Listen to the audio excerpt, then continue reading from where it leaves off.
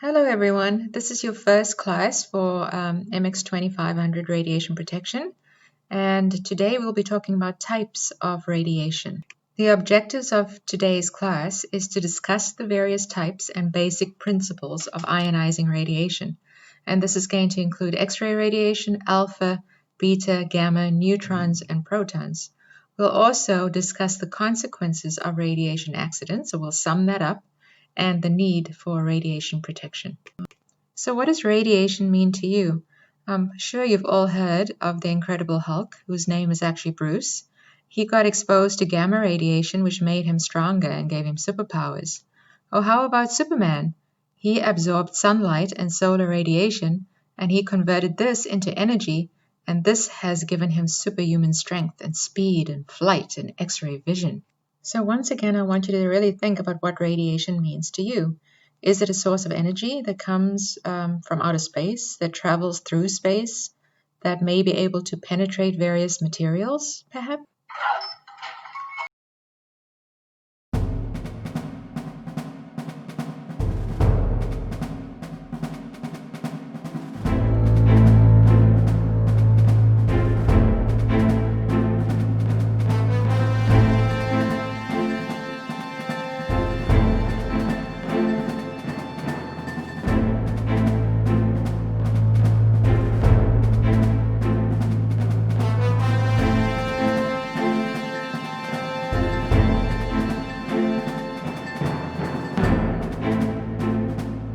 That was just a short scene from the Incredible Hulk movie to make you think about what radiation is.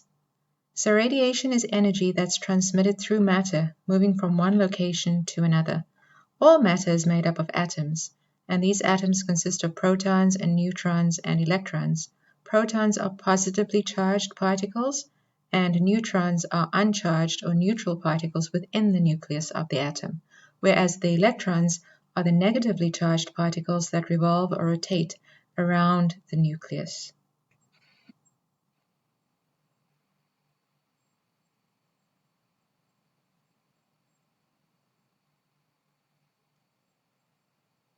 So there are many different sources of radiation. One example is cosmic radiation.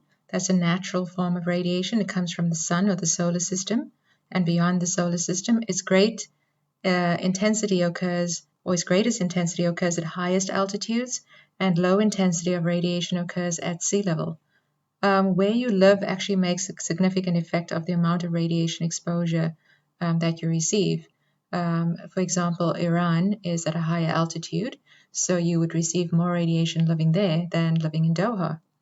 Other forms of radiation are terrestrial radiation that comes from the Earth's crust or the soil. Examples are uranium-238 and radium-226 and thorium, for example. Other sources of radiation that are natural are internal sources of radiation that come from food, like rice and bananas. Very often we use something called a banana radiation equivalent to compare the actual radiation dose we would receive from a medical examination, just to see the significance or compare it with the amount of bananas we would eat. I'll show you an example in a moment. So they say at least 5% of our radiation from natural sources comes from the sun, 3% comes from the Earth's crust or the soil, internal radiation, which is food and water, that comes from, it contributes to at least 5%, and then we have radon gas, which comes from the soil and reaches in your home. It's more of a problem in the United States, but reaches through your home via soil into the pipes underground, then into your basement, and goes through the filtering or the water system. And you stand in the shower having a shower one morning, and then radon gases comes through that way. There is a report out, I don't know how many years ago it's been now, but the reports say that 21,000 people die of lung cancer every year in the United States because of radon gas poisoning. So this is what I was referring to earlier, the banana equivalent. Bananas are a natural source of radiation or radioactive isotope, and they say eating one banana is equivalent to about a dose of 0.0 or 0.1 microsievert of radiation.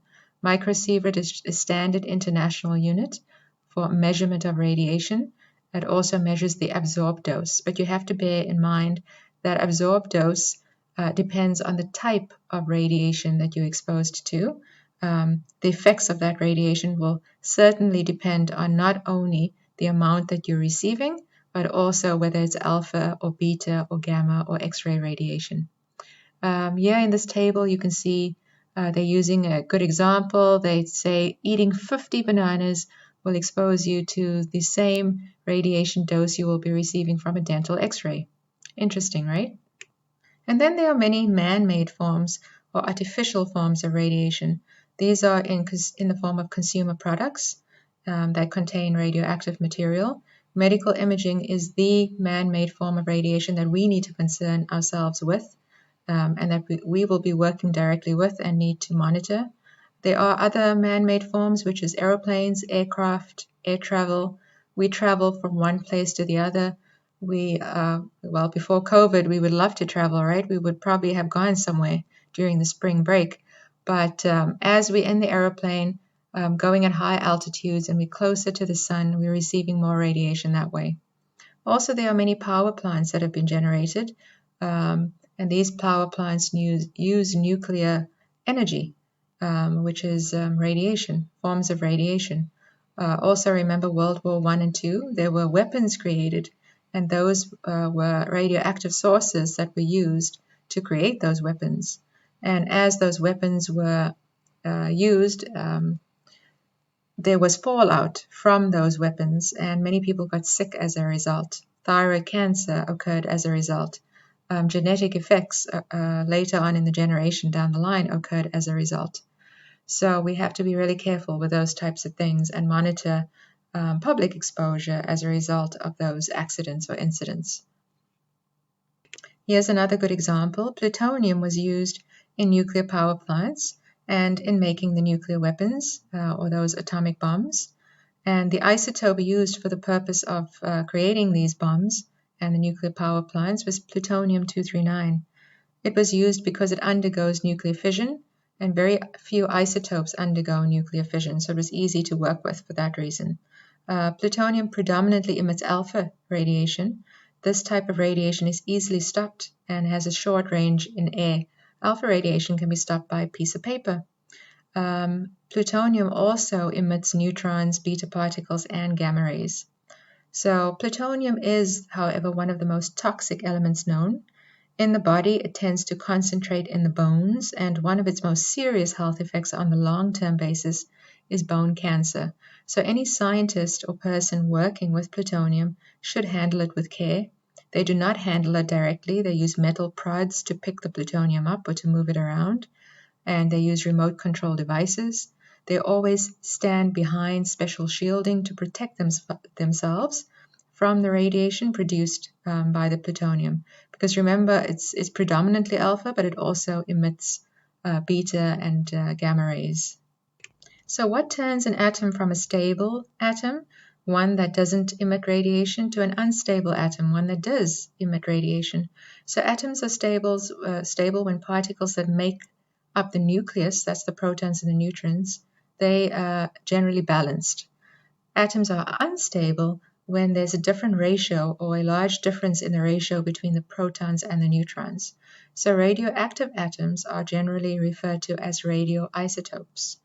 One way you can tell if an element is radioactive or not, in general terms, in the X-ray department, is to have a Geiger counter, which is a Geiger counter is a device with an ionization chamber which picks up any ionization that is emitted. Is usually measured in the form of clicks. You'll hear an audible sound, a clicking noise, and that indicates the nuclei that's being decaying from the source or from the atom. It indicates the actual radioactivity. So it is a handy device. You guys will never actually get to use that or never have to use that. It's used in nuclear medicine more than it would ever be in X-ray. So let's take a moment to look at the periodic table of elements, because it captures those elements that may be stable or unstable. Each element has a mass number and an atomic number. The mass number constitutes the number of protons and neutrons within the nucleus of the atom, and the atomic number indicates the number of protons. So we are concerned with whether there's an imbalance between the protons and the neutrons, whether there's too many protons versus neutrons, and this will tell us whether the atom is unstable or not. It is also important to note that there are many different forms of the same element on the periodic table. Let's use carbon-12 as an example. Carbon-12 is generally stable, but carbon-12 has 3 isotopes, which means it has daughters of this particular element. It has carbon-13 and 14. Carbon-12 and 13 is stable, meaning that the isotope has no tendency to decay and change into another element. It's not going to become radioactive. Whereas carbon-14 is naturally unstable. It has 8 neutrons and it has 6 protons in the nucleus. So there are more neutrons than protons. It will try to stabilize itself and undergo radioactive decay. When it goes through the process of radioactive decay, it's referred to as a radioisotope. It is considered unstable, and it will emit ionizing radiation, and it is radioactive. It is important to remember that radioactive decay is a natural occurring process. When an atom has an unstable nucleus, it transforms into another atom, and during this time it releases its excess energy in the form of radiation. One of those forms is by releasing charged particles, and those charged particles are in the form of radiation. And it does this in order to become stable again. Alpha, beta, and gamma decay are 3 common processes by which the radioisotopes lose their energy, and this then results in radioactivity. During the process of ionization, incoming radiation normally knocks an electron out of its atomic orbit, and the atom then becomes positively charged. The electron is absorbed by another atom, making that atom negatively charged. And then in this instance, you have both positive and negative charged particles, which result in ions. Ions are produced by the atom gaining and losing electrons. So the ions are chemically reactive within the body. That's why it's so important to us, because it can cause biological damage. They can combine, of course, with other atoms to produce chemical changes, which do not ordinarily occur in the body, but it does have the potential to cause damage to the cells. Radiation is classified as either ionizing or non-ionizing radiation. Ionizing radiation is much more dangerous to living organisms, while non-ionizing radiation is lower energy and is not damaging unless it is strong enough to excessively heat tissues and cells. Examples of ionizing radiation include ultraviolet, X-ray, gamma ray, alpha, beta, and neutron radiation. And examples of non-ionizing radiation include visible light and microwaves and radio waves, all of which are low-frequency radiation. Most of the radiation people are exposed to daily is not harmful because it is non-ionizing. Remember that energy has to be high and strong enough to remove electrons from the atoms to be ionizing and to be radioactive.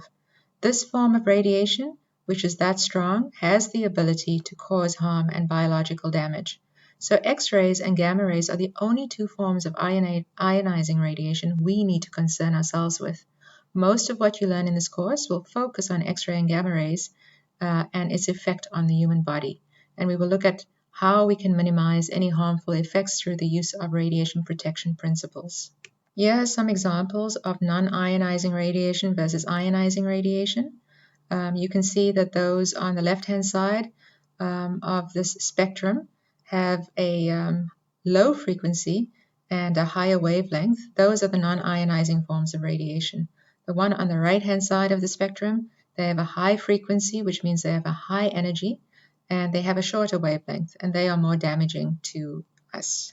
Here you can see the categories separated. You'll see ionizing radiation is listed as X-ray, gamma ray, and particulate radiation sources, which are alpha, beta, neutrons, and protons. We do not need to concern ourselves with the non-ionizing radiation. So to review, a high form of energy, high enough that can remove electrons from an atom, is referred to as ionizing radiation. On that note, I want you to take a quick break and we'll return in 5 minutes. See you then.